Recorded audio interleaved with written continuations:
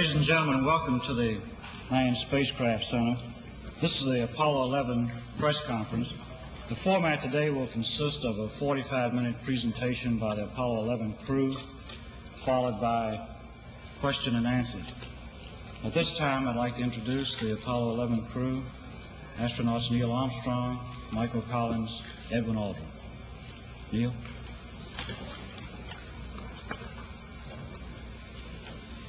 It was our pleasure to have participated in one great adventure. It's an adventure that took place not just in the month of July, but rather one that took place in the last decade. We all here and the people listening in today had the opportunity to share that adventure over its developing and unfolding in the past months and years. It's our privilege today to share with you some of the details of that final month of July that was certainly the highlight for the three of us of that decade. We're going to divert a little bit from the format of past press conferences and talk about the things that interested us most, in particular the things that occurred on and about the moon. We will use a number of films and slides which most of you have already seen, and with the intent of pointing out some of the things that we observed on the spot which may not be obvious to those of you who are looking at them here from the surface of Earth.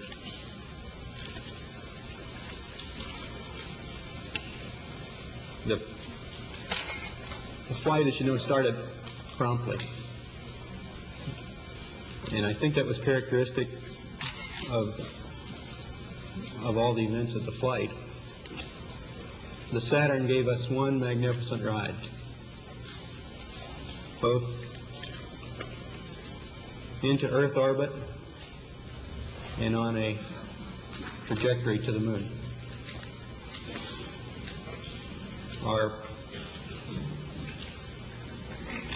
Our memory of that actually differs little from the reports that you have all heard from those previous Saturn V flights, and the previous flights served us well in preparation for this flight in the boost as well as the subsequent phases.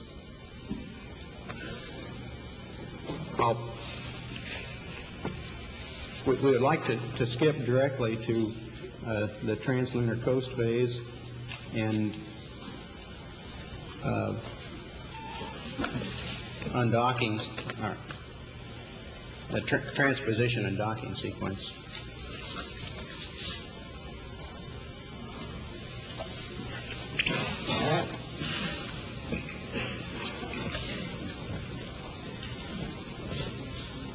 This was our first look at the magnificent machinery which had been behind us up until this point, the booster.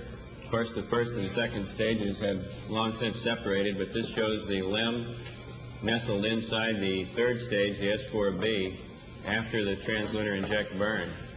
This maneuver was an interesting combination of manual and automated techniques in that we programmed the onboard computer to make the turnaround, and then these final maneuvers were made completely manually. As I approached the LEM, I had an easy time because I had a docking target, which is not too clearly visible here, which allowed me to align the probe and the drogue, which is the dark spot you see on the upper right. During this time, I also checked out the proper vehicle response to my stick inputs, and here shortly you'll see the actual docking somewhat speeded up. There's the point of contact, and in just a second you'll see a second right there, a second small indication of the retract cycle when the 12 dot. For the lunar module, of course, is in a sense upside down relative to the command module. This is in lunar orbit, showing the separation of the lunar module from the command module as viewed through my window. This was a busy time for me in that I was taking these motion pictures through the right-hand window. At the same time, I was taking still photos through the left-hand window, and also flying my vehicle and probably poorly, and taking a close look at the LEM as he turned around.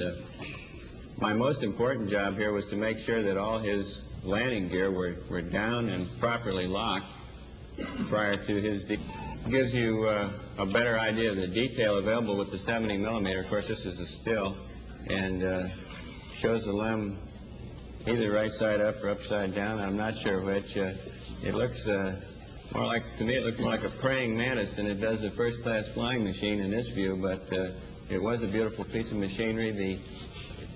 The landing gear are at the top, and you can see the probes which indicate lunar contact as thin wires extending upward from the landing gear.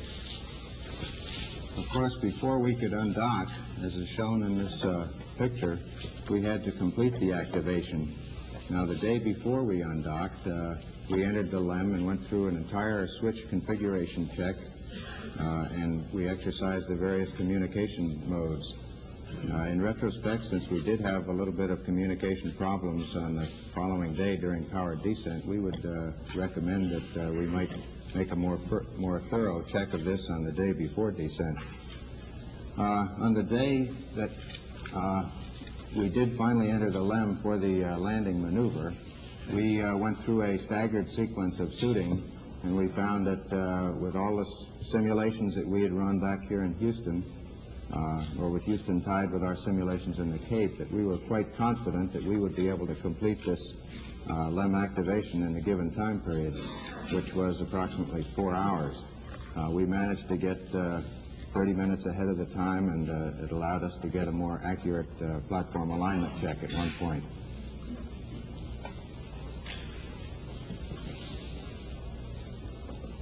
After the undocking maneuver, we went through a brief radar check, and then the command module executed a 2 foot per second maneuver away from us so that we would both be able to independently exercise our guidance system through a star alignment check, which we did following this separation maneuver. Now, this occurred in a vicinity close to the landing site, and you can see at this point the command module is traveling right over the center of our targeted point. He's approaching now what we call the cat's paw. Following this separation maneuver on the backside of the moon, we made a descent orbit insertion, which is slightly over 70 foot per second maneuver that lowers our altitude down to 50,000 feet. We had 2 guidance systems working for us, and they behaved perfectly. Both of them agreed extremely closely as to the results of this maneuver.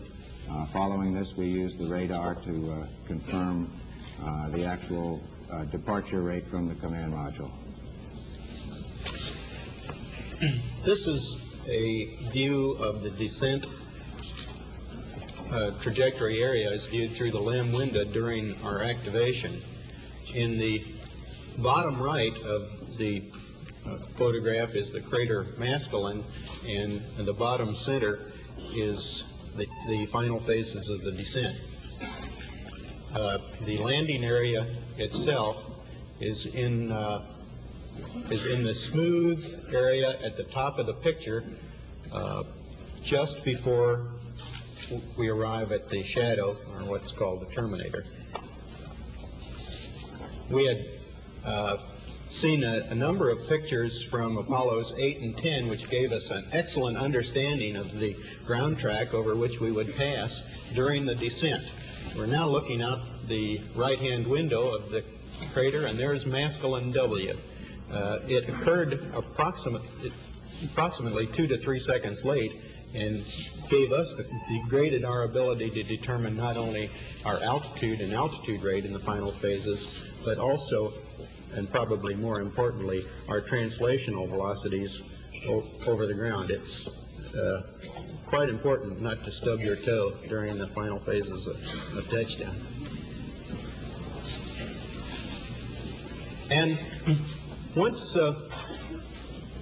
settled on the surface, the dust cleared immediately, and we had an exafloot, and of course the surface was very fine-grained. We could tell that from our view out the window, but there were a surprisingly large number of rocks of all sizes. This is the view out the right window. Up close to the horizon, you see a boulder field that was probably deposited by some of the impacts in the craters that were behind us. You see, most of the craters have rounded edges. However, there is a variation in the age of these, as we can tell by the sharpness of the edge of the crater. The immediate foreground area we'll see more pictures of later. It was relatively flat terrain, in contrast to looking forward along where the shadow of the LEM is cast on the surface, and we see a zero-phase glow around the upper portion of the LEM. The general color of the terrain looking down sun was a very light tannish color. This blended as we looked more across sun to a more sharper, well-defined features and more of a gray color. During the initial time period after touchdown, we went through various sequences to prepare us for immediate abort or liftoff if we found that that was necessary. We had found we had to vent the fuel and oxidizer manifolds a good bit earlier than we had thought. We went through these various checks and prepared for one liftoff that would occur about 21 minutes after the beginning of powered descent. The ground gave us a stay during this period. We did not have to make use of that.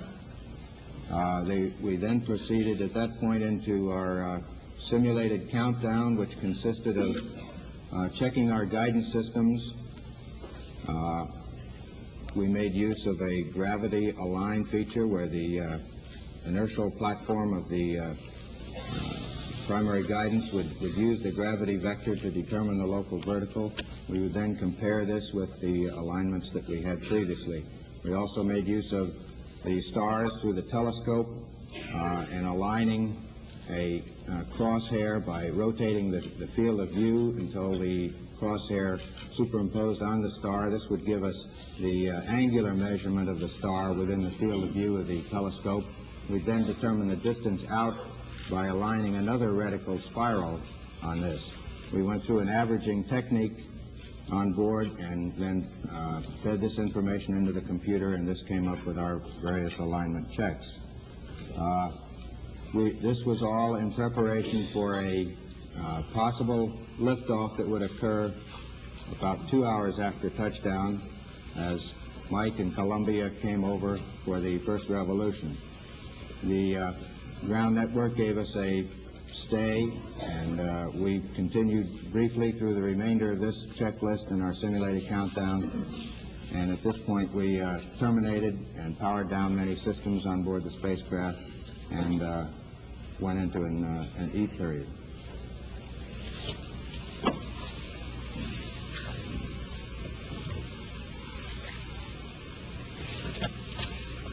A number of experts had, prior to the flight, predicted that a good bit of difficulty might be encountered by people attempting to work on this. This didn't prove to be the case, and after landing, we felt very comfortable in the lunar gravity. It was, in fact, in our view, preferable both to weightlessness and the Earth's gravity.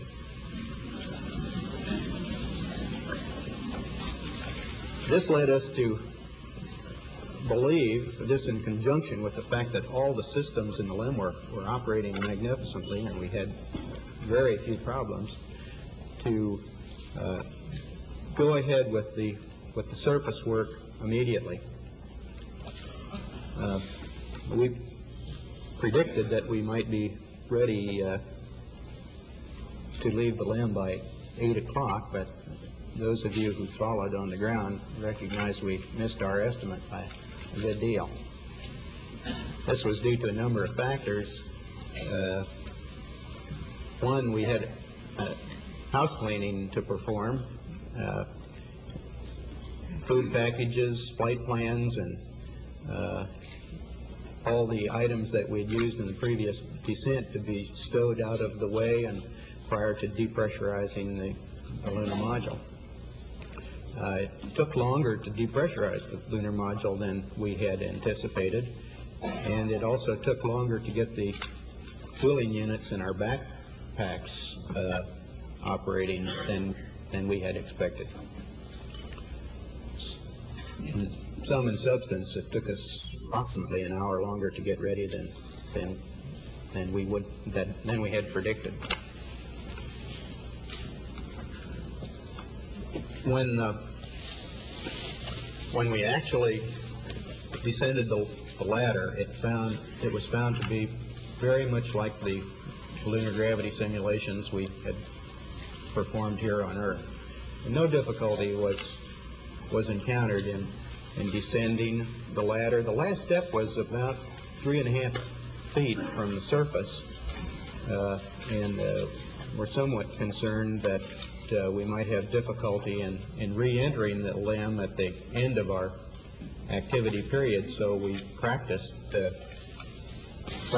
before doing the exercise of bringing the camera down, which took the subsequent surface pictures. Here you see the camera being lowered on what might be called a Brooklyn clothesline. I was operating quite carefully here because immediately to my right and off the picture was a 6-foot deep crater, and I was somewhat concerned about losing my balance on the steep slopes. The other item of interest in the very early stages of EVA, should it have been cut short for some unknown reason, was the job of bringing back a sample of the lunar rocks, and these photographs show the collection of that initial sample into a small bag, and then that bag being deposited in my pocket. This was the first of a number of times when we found two men were a great help. I quickly put up the TV camera.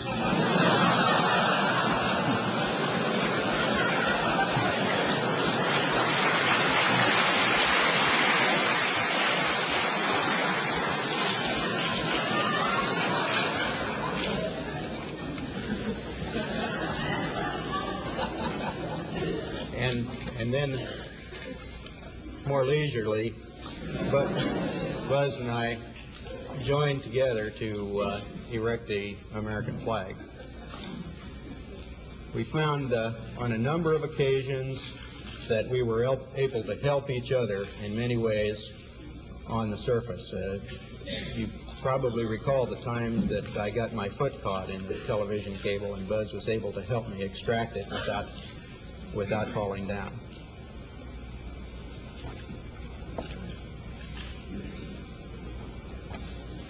We had some difficulty at first getting the pole of the flag to remain into the surface.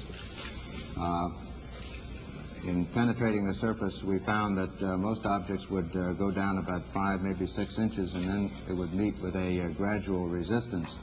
At the same time, there was not much of a supporting force on either side, so we had to lean the flag back slightly in order for it to maintain this position. So many people have done so much to give us this opportunity to place this American flag on the surface. To me, it was one of the prouder moments of my life to be able to stand there and quickly salute the flag. The rest of the activity seemed to go very rushed. There were a lot of things to do, and we had a hard time getting them finished.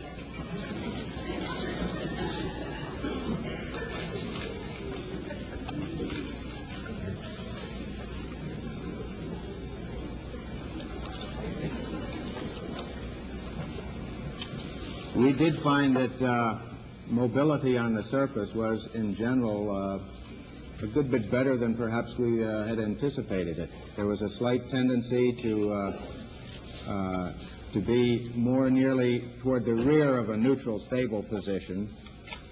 Balance seemed to be quite easy to identify, and as one would lean a slight bit to one side or the other, it was very easy to identify when this loss of balance was approaching. In maneuvering around, as you saw, this was one of my tasks fairly early in the EVA. I found that a standard loping technique of one foot in front of the other worked out quite well, as we would have expected. One could also jump in more of a kangaroo fashion, 2 feet at a time. This seemed to work. Too many interesting things to do.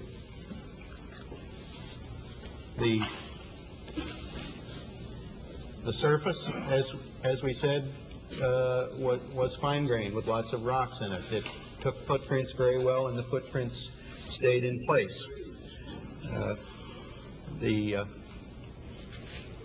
LEM was in good shape and exhibited no damage from the landing or the descent. It's a picture of the ladder with the well-known plaque on the primary strut.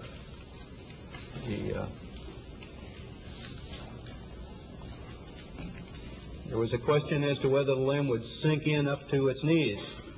It didn't, as you can see. The foot pad sunk in perhaps an inch or two, and the probe in this picture was folded over and sticks up through the sand in the bottom right-hand corner, showing that we were indeed traveling slightly sideways at touchdown.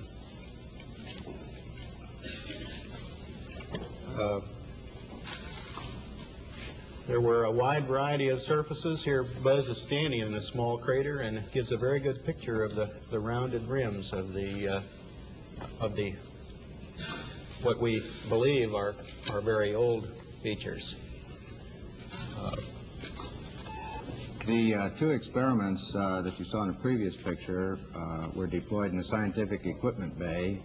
We found that getting them down produced no significant problems, and here you see a view of my carrying these two experiments out to the deployment site about 70 feet to the south of the lunar module.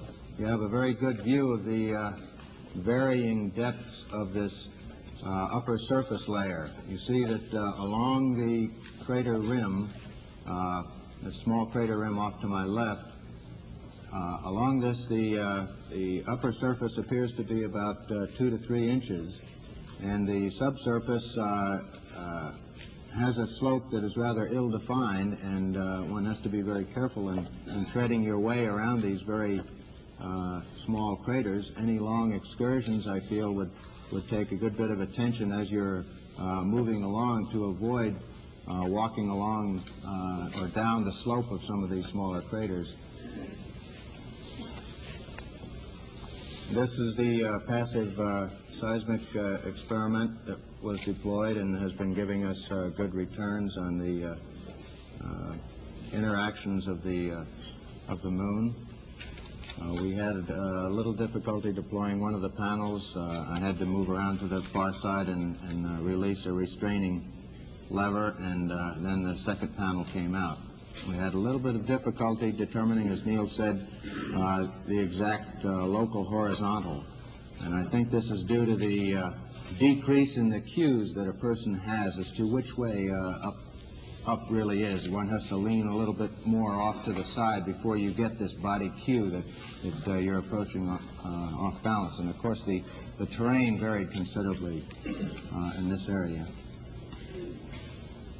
This second experiment is the laser reflector. We've been successful in bouncing laser beams off this. It consists of 100 arrays of corner reflectors. The other experiment, these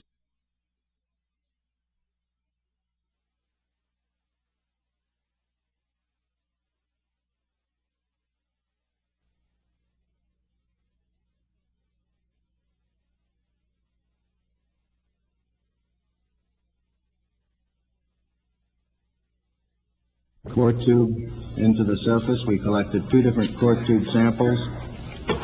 It was quite surprising the resistance that was met in this subsurface medium, and at the same time you see that it did not support very well the core tube as I was driving it into the surface.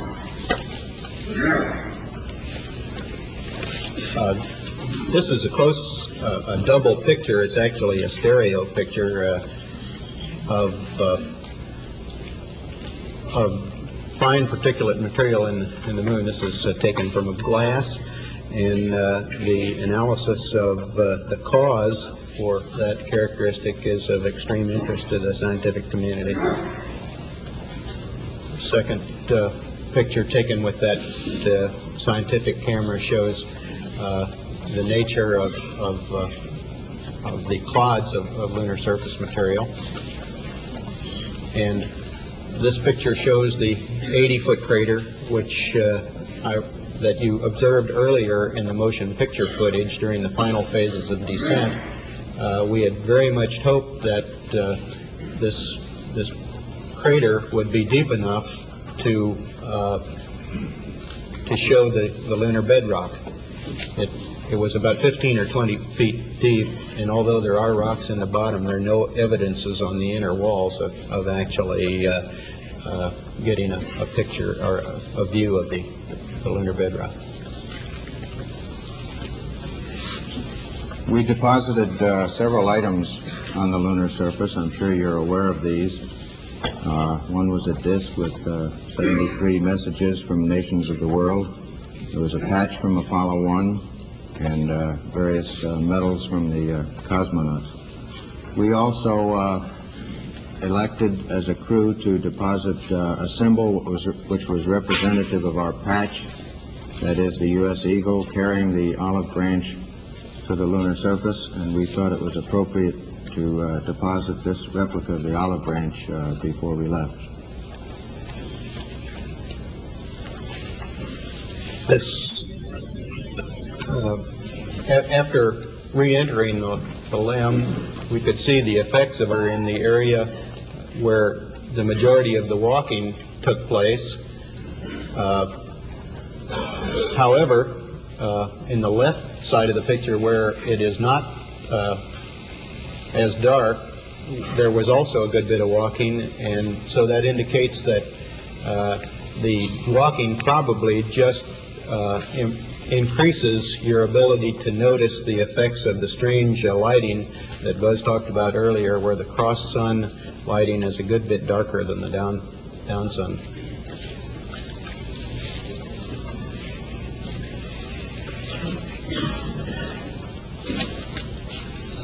Following the EVA, we had a sleep period, which, in a word, didn't go quite as well as we thought it might. We found it was quite difficult to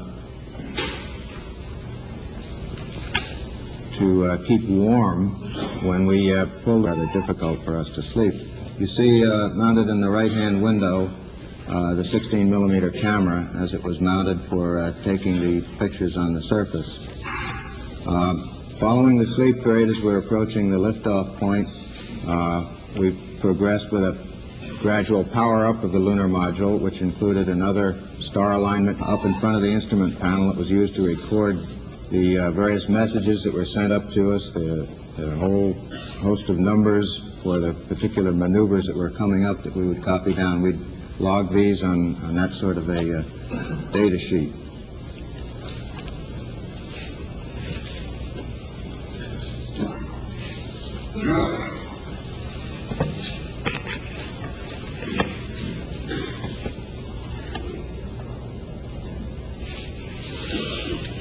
This film shows our final look at Tranquility Base before our departure.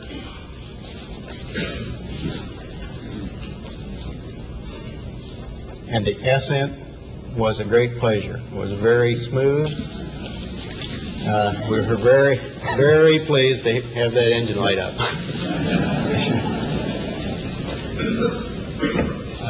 Gave us an excellent view of our takeoff trajectory and Tranquility Base as we left.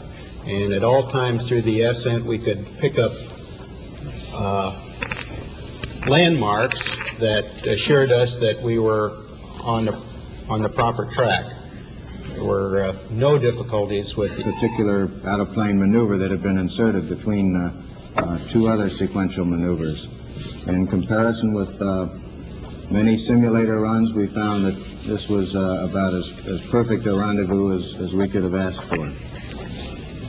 You've noted some oscillations in this film during ascent, and that's a real characteristic. The vehicle, due to the changing center of gravity as fuel is used, does a good bit of 5-degree oscillations throughout the ascent.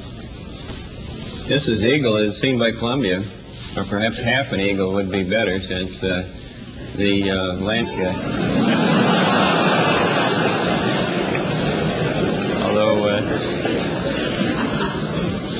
although we were far from home, we were a lot closer to it than the pure distance might indicate. Neil's making the initial maneuvers here to get turned around, and then again I do the final docking. This is somewhat swifter than real time. The probe, the dark funnel on the top of the LEM, and the docking target below it and to the left in the lighter portion of the LEM. As Buzz said, the rendezvous was absolutely beautiful. They came up from below absolutely as if they were riding on a rail. There was absolutely no disturbance or any off-nominal effects during the last part of the rendezvous.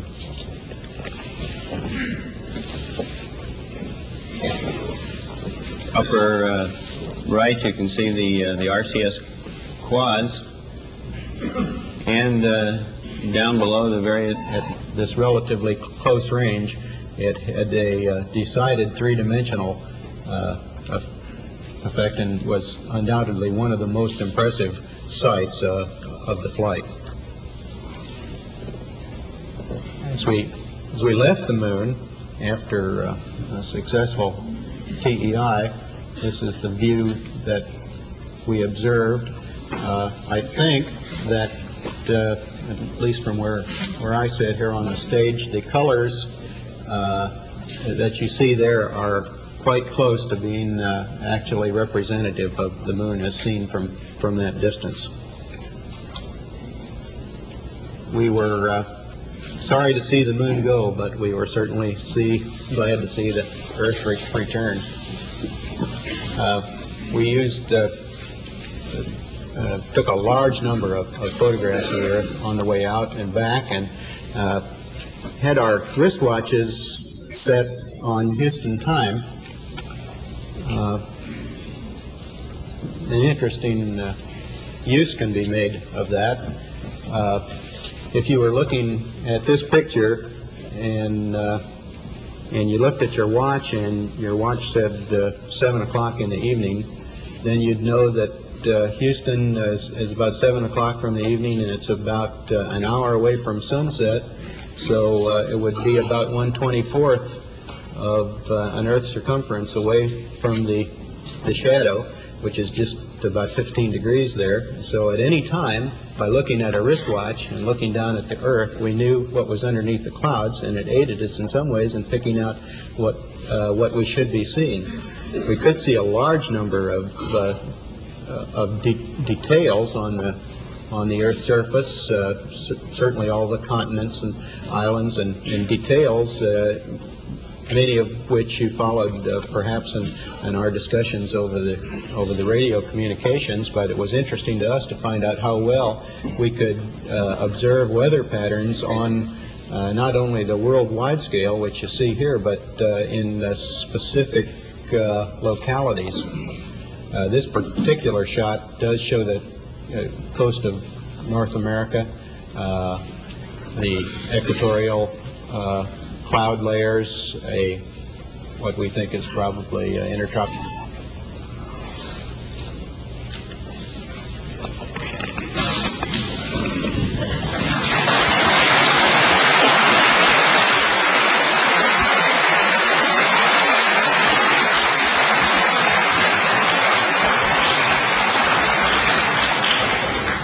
We're ready now for question and answers, and wait for the microphone, and we'll go right down the line, and we'll catch everyone if you'll just be patient. Tom O'Toole. How much time did you have left in your life support backpacks at the time you got back on board LEM? I haven't seen the post-flight analysis of the numbers. We had roughly half of our available oxygen supply remaining in the backpacks, and somewhat less percentage in the water supplies, which is used for cooling. Of course, particularly on our first experience with the use of that backpack on the lunar surface, we were interested in conserving a good bit of margin in case we had difficulty with closing the hatch or repressurizing the LEM, or had any difficulties with getting the systems operating again in the normal fashion inside the cockpit. Colonel Aldrin and Mr. Armstrong, when President Nixon made his phone call to you on the moon, it looked like the two of you suddenly stopped doing everything and stood there and listened and talked to him. It looked there for a moment like you might have been a little bit aware of what was going on. You weren't busy. Was there ever a moment on the moon when either one of you were just a little bit spellbound by what was going on? About 2.5 hours.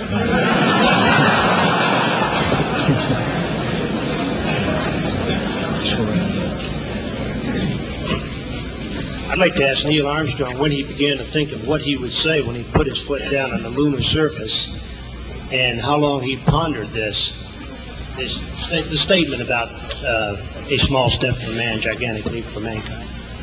Yes, I did think about it. It was not extemporaneous, neither was it planned. It evolved during the conduct of the flight, and I decided what the words would be while we were on the lunar surface just prior to leaving the land. I'd like to ask Neil Armstrong and Buzz Aldrin, and I'm not quite sure how to ask this question, but when you first stepped on the moon, did it strike you as you were stepping on a piece of the Earth, or sort of what your inner feelings were, whether you felt you were standing in a desert, or this was really another world, or how you felt at that point? Well, there was no question in our minds where we were. We've been orbiting around the moon for quite a while. At the same time, we have experienced 1.6G before. We've been exposed to some degree to the lighting that we saw. However, this was, in my case, an extremely foreign situation with the stark nature of the light and dark conditions. And, of course, we first set foot on the moon in the dark, shadowy area. How do you view space exploration as a relative priority compared with the pressing needs of the domestic society and the world community at large? Well, of course, we all recognize that the world is continually to neglect any of those areas, and we certainly don't feel it's our place to neglect space exploration. There was a lot of discussion during the flight, during the power descent Operation. Now, I don't think that either the ground people or ourselves really anticipated that this would happen. It was not a serious program alarm. It just told us that for a brief instant the computer was reaching a point of being trying to solve these particular problems, we wanted to be able to look out the window to identify the features as they came up so that we would be able to pinpoint just where in the landing ellipse the computer was taking us. Buzz was carrying on a rapid-fire conversation with the computer at that point, but I think we really have to give the credit to the control center in this case. They were the people that really... What your feelings are, is that perhaps the most difficult part of the mission, or are you looking forward to it? Well, certainly the part that we're least prepared to handle.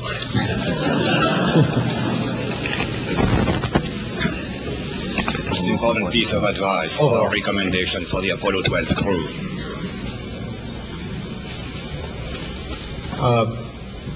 More and more dexterity with arms moving and fingers moving.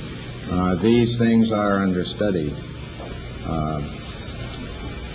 Of course, the Apollo 12 mission will have two different periods of EVA, one early in the mission and then sleep period, and then another EVA following that. We've, in general, looked at their plans, and we've talked to them about the duration. We've talked to them about a brief period at the beginning of their EVA for their familiarization with the EVA, the 160 environment. I don't think we have any particular recommendations for how they should change their mission. It is a continuing evolvement of EVA capability and scientific exploration that they're undertaking on that flight. You're now national heroes, and you've had a couple of weeks in isolation in the LRL to think about that.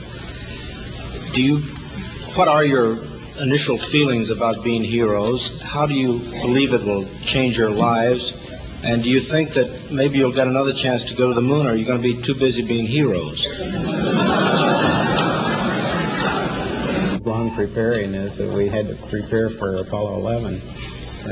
In the Lunar Receiving Laboratory, we did have very little time for meditation, it turns out. We were quite busy throughout the time period with the same sorts of things that the crews of past flights have done after their flights, the debriefing schedules and writing the pilot reports and getting all the facts down for use of all the people who will include that in future flights.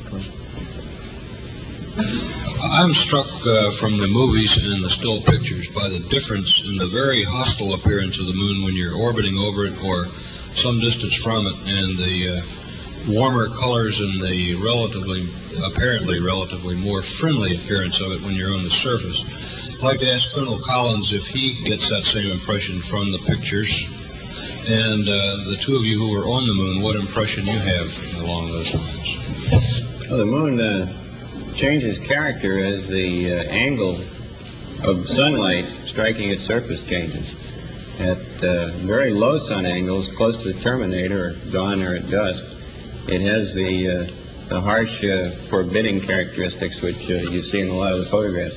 On the other hand, when the sun is more closely overhead, a midday situation, the moon takes on more of a brown color, it becomes almost a rosy-looking place, a fairly friendly place, so that from dawn through midday through dusk, you run the whole gamut of it. It starts off very forbidding, becomes friendly, and then becomes forbidding again as the sun dissipates. Well, I think it requires some very pinpoint determination of the orbit that the vehicle is in before it begins powered descent, and this requires extreme care in this is what defines the error ellipse, where we might possibly land having targeted for the center. Now, the ability to be able to control where you are requires that you be able to identify features. And of course, in our particular of significant features as possible to give us as smooth a terrain. Now, in any area like this, there are always certain identifying features that you can come out, certain patterns or craters. And to the extent that this can be used, if the crew sees that they are not going exactly toward the pre-planned point, they can begin to... and more on the landing, Did at any time you consider an abort while you were getting the alarms and so forth? Well, I safely do so, and as soon as program alarms, computer alarms manifest themselves, why you realize that you have a possible abort situation to contend with, but our procedure throughout the vehicle down in the same way that it was programmed to do. The only thing that was missing during this time period is that we did not have some of the displays on the computer keyboard, and we had to make several entries at this time in order to clear up that area. What would see to your private lives in the years ahead? I wish I knew the answer. But I think the landings of the type that are presently considered for the next number of flights are appropriate to the conclusions that we reached as a result of both our descent work and work on a surface. That we are able to investigate the variety of types of landing sites that they hope to accomplish. I have two brief questions I'd like to ask, if I may. When you were carrying out that incredible moonwalk, did you find that the surface was equally firm anywhere, or were there harder and softer spots that you could detect? And secondly, when you looked up at the sky, could you actually see the stars and the solar corona in spite of the glare?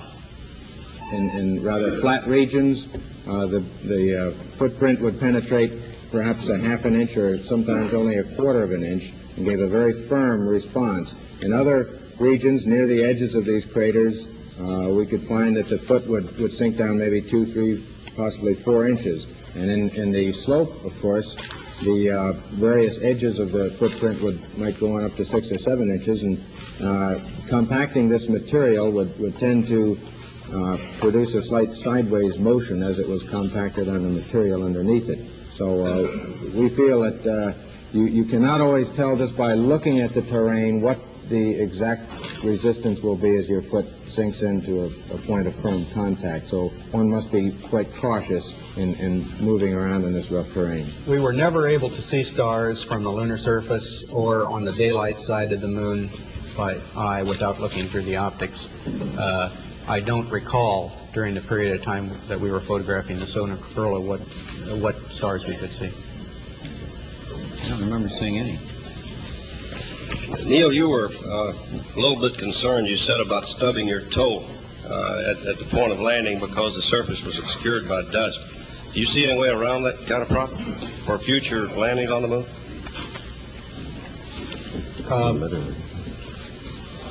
I think the simulations that we have at the present time to enable a pilot to understanding the problems of a lunar landing, that is a simulator and the various lunar landing training facilities and trainers that we have will do that job sufficiently well. Above that, I think it's just a matter of pilot experience. And of course, the little bit of dispersions in the maneuvers, such as the DLI burn on the backside of that ignition, and there is no way of compensating until you get to final phase for that error.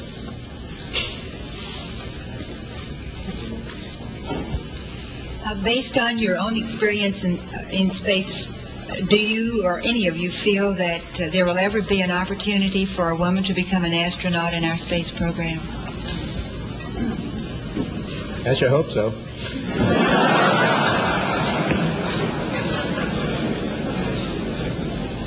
I'd like to refer back to something that Neil Armstrong said a while back, that there was so much out there you would like to have done.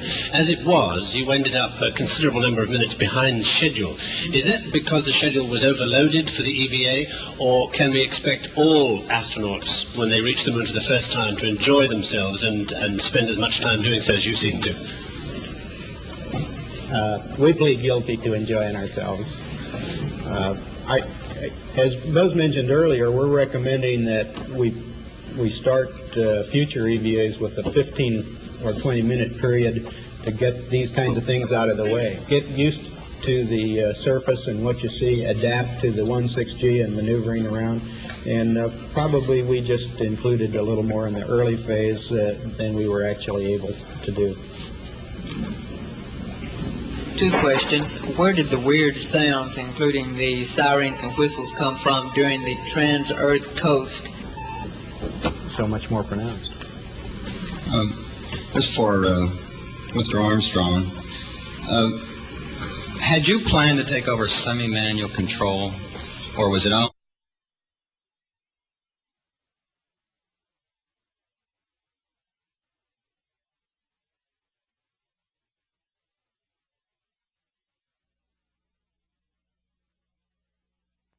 Manual phase, than we would have planned in order to find a suitable landing area.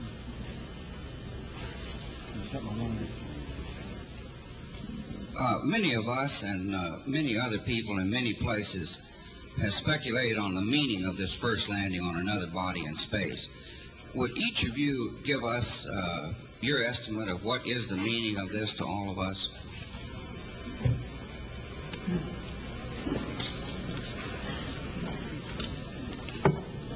You want to try that? After you. Well, I believe that what this country set out to do was something that was going to be done sooner or later, whether we set a specific goal or not. I believe that from the early space flights, we demonstrated a potential to carry out this type of a mission. And again, it was a question of time until this would be accomplished. I think the relative ease with which we were able to carry out our mission, which of course came after a very efficient and a logical sequence of flights, I think that this demonstrated that we were certainly on the right track when we took this commitment to go to the moon. I think that what this means is that many other problems perhaps can be solved in the same way by taking a commitment to solve them in a long time fashion. I think that we were timely in accepting this mission of going to the moon. It might be timely at this point to think in many other areas of other missions that could be accomplished.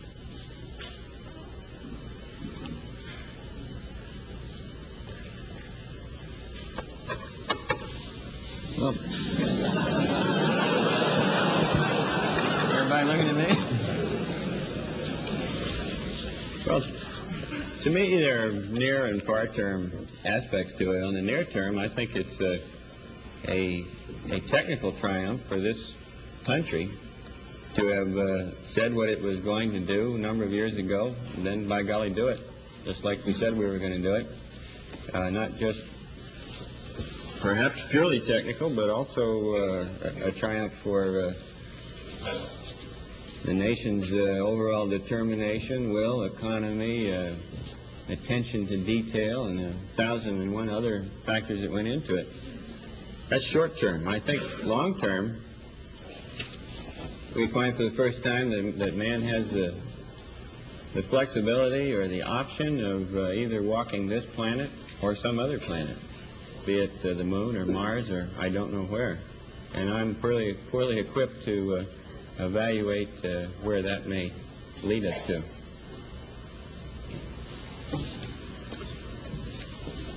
I just see it as a beginning,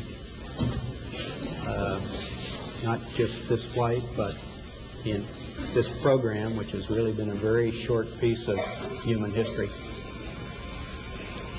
an instant in history, the entire program. It's a beginning of a new age. Neil, how much descent fuel did you have left when you actually shut down?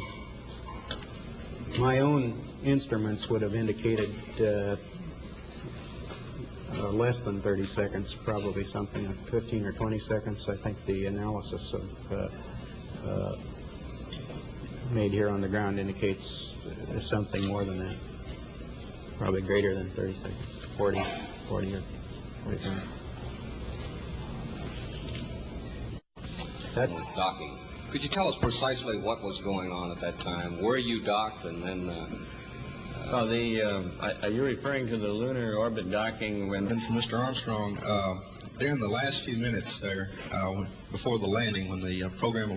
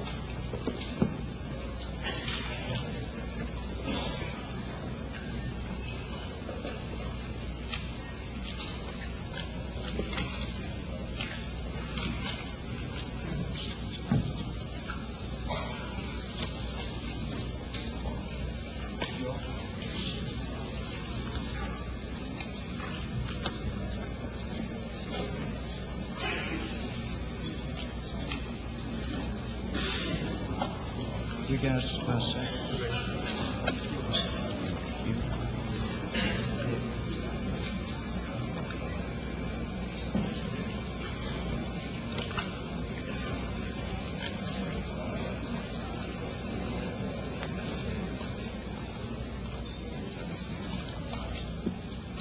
Ladies and gentlemen, welcome to the Manned Spacecraft Center.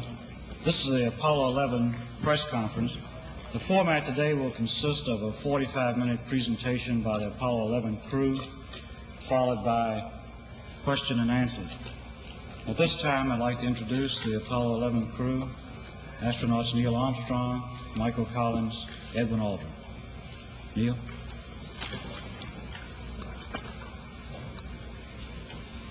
It was our pleasure to have participated in one great adventure. It's an adventure that took place not just in the month of July, but rather one that took place in the last decade.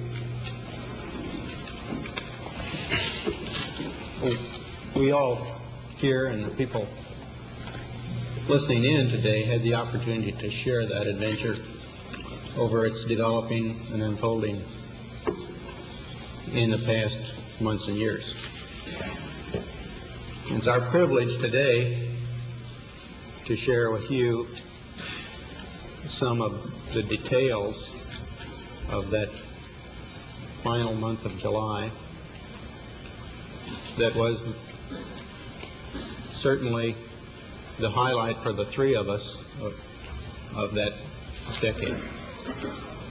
We're going to divert a little bit from the format of past press conferences and talk about the things that interested us most, in particular the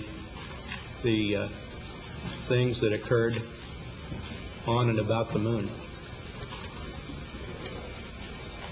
We will use a number of films and slides which most of you have already seen,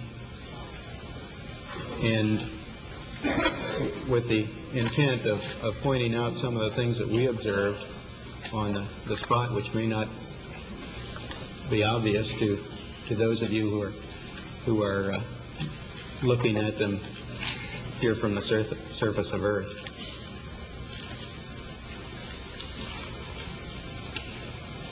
The flight, as you know, started promptly. And I think that was characteristic of all the events of the flight. The Saturn gave us one magnificent ride, both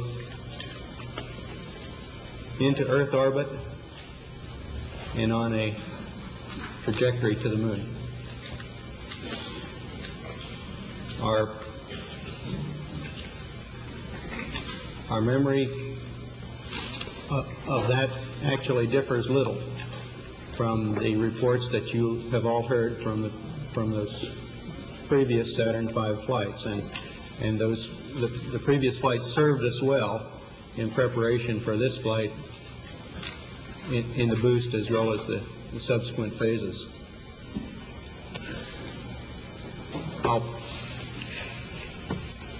We would like to skip directly to the translunar coast phase and remind ourselves of the chain of events, long chain of events that actually permitted the landing, starting with the undockings, the transposition and docking sequence.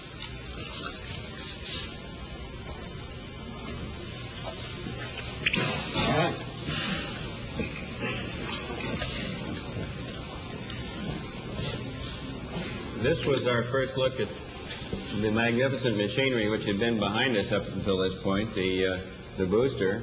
Of course, the first and second stages have long since separated, but this shows the LEM nestled inside the third stage, the S-4B, after the translunar inject burn.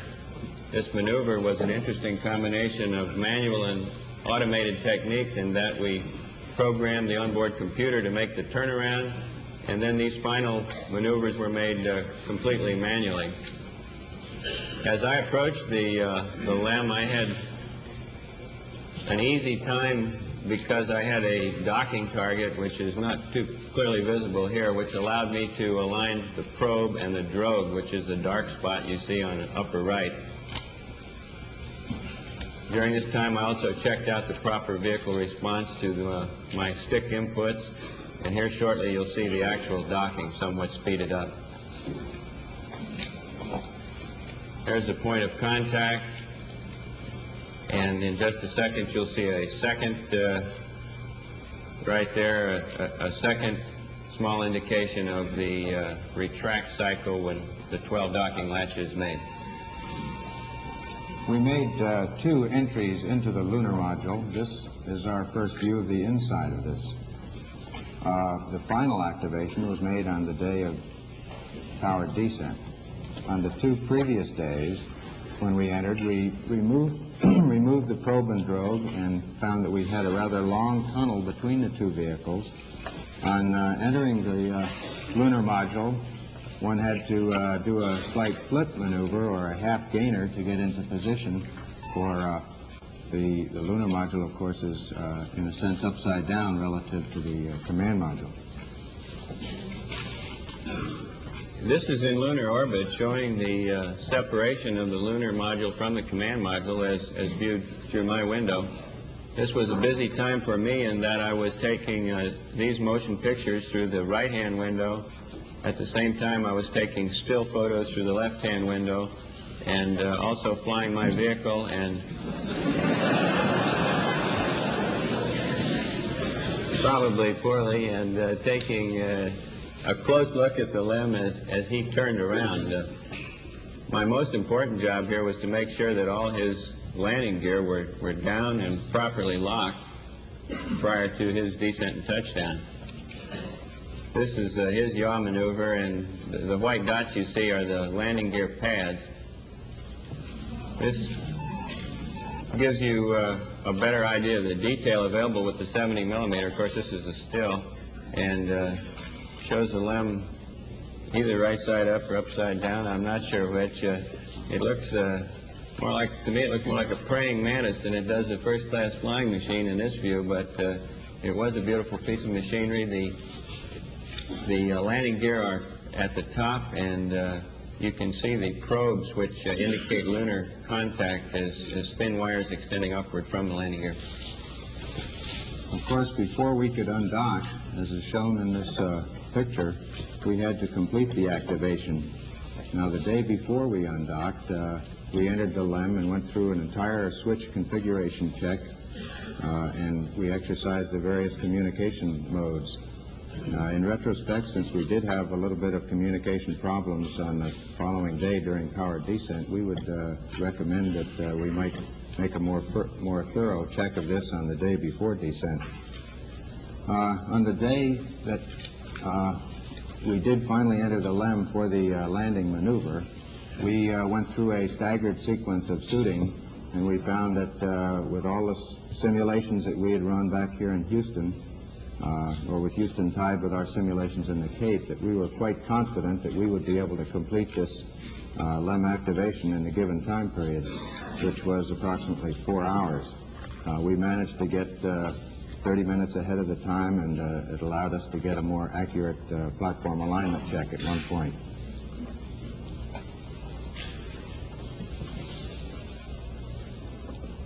After the undocking maneuver, we went through a brief radar check, and then the command module executed a 2 foot per second maneuver away from us so that we would both be able to independently exercise our guidance system through a star alignment check, which we did following this separation maneuver. Now, this occurred in a vicinity close to the landing site, and you can see at this point the command module is traveling right over the center of our targeted point. Is approaching now what we call the cat's paw. Following this separation maneuver on the backside of the moon, we made a descent orbit insertion, which is slightly over 70 foot per second maneuver that lowers our altitude down to 50,000 feet. We had 2 guidance systems working for us, and they behaved perfectly. Both of them agreed extremely closely as to the results of this maneuver. Following this, we used the radar to confirm the actual departure rate from the command module. This is a view of the descent trajectory area as viewed through the LEM window during our activation. In the bottom right of the photograph is the crater Maskelyne, and in the bottom center is the mountain called Boot Hill. Immediately above Boot Hill is a small sharp-rimmed crater called Maskelyne W, which was the crater that we used to determine our downrange and cross-range position error prior to completing the final phases of the descent. The landing area itself is in the smooth area at the top of the picture, just before we arrive at the shadow, or what's called the terminator. We had seen a number of pictures from Apollos 8 and 10, which gave us an excellent understanding of the ground track over which we would pass during the descent. We're now looking out the right-hand window of the crater, and there's Maskelyne W. It occurred approximately 2 to 3 seconds late and gave us the clue that we would probably land somewhat long. After completing those position checks, we rolled over face up so that the landing radar could lock on the ground and confirm our actual altitude. Now, this picture doesn't show it, but at this phase in the trajectory, we were looking out directly at the planet Earth. In the final phases of descent, after a number of program alarms, we looked at the landing area and found a very large crater just in the very left top corner of the picture. The camera is located in the right window and looks to the right, and it just barely sees this boulder field we're passing over right now. We're at 400 feet, and those boulders are about 10 feet across. This was the area which we decided we would not go into, extended the range downrange, and saw this crater, which we passed over, this 80-foot crater, in the final phases of descent, and later took some pictures of. Now you can see the exhaust being the exhaust dust being kicked up by the engine, and this was some concern in that it degraded our ability to determine not only our altitude and altitude rate in the final phases, but also, and probably more importantly, our translational velocities over the ground. It's quite important not to stub your toe during the final phases of touchdown. And once